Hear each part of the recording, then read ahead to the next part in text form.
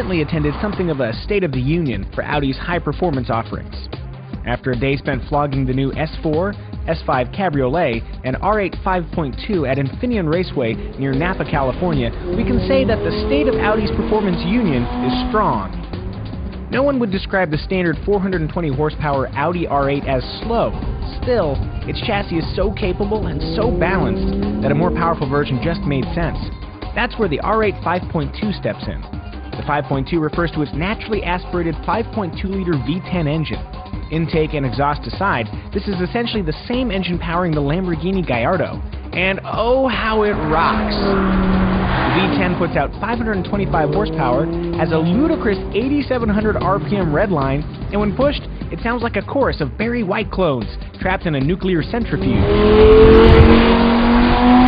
Flared side blades, glossy black trim, and oval exhaust tips provide a visual hint to the R8 5.2's substantial performance chops.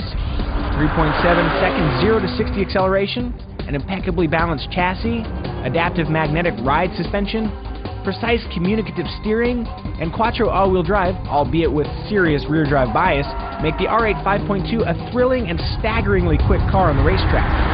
Yet the range-topping R8 also remains an impressively civilized road car.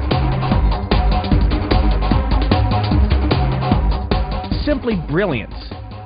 Audi also showed off its new S4 and S5 Cabriolet. One's a sedan, and the other's a two-door convertible, but mechanically the S4 and S5 Cabrio pull from the same bag of tricks.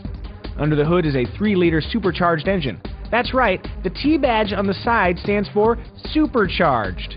While we'd suggest saving the T for their turbocharged models, we have no complaints about Audi's choice of engine for the S4 and S5 Cabriolet.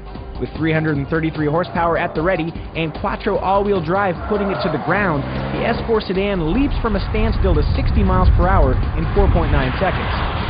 The heavier S5 Cabriolet hits 60 in an only slightly less impressive 5.1 seconds.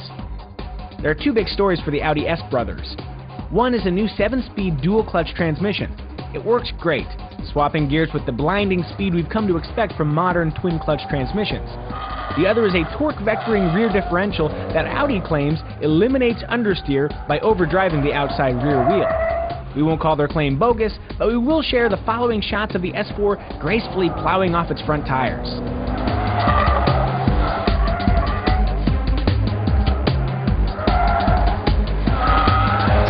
Thankfully, the S4 we drove felt more balanced on the big track than on the slower, tighter cone course. So what did we learn from our day at Infineon Raceway? Well, the 2010 Audi S4 is a modern, sophisticated sedan that pampers its occupants, but also satisfies when being flung along winding tarmac. The S5 Cabriolet is essentially a two-door S4 that offers the joy of open-air driving for anyone willing to wait the scant 15 seconds it takes for the soft top to stow.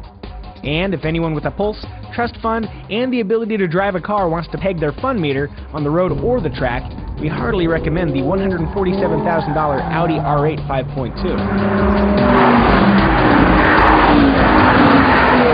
For more automotive news, please visit the latest news section of KBB.com.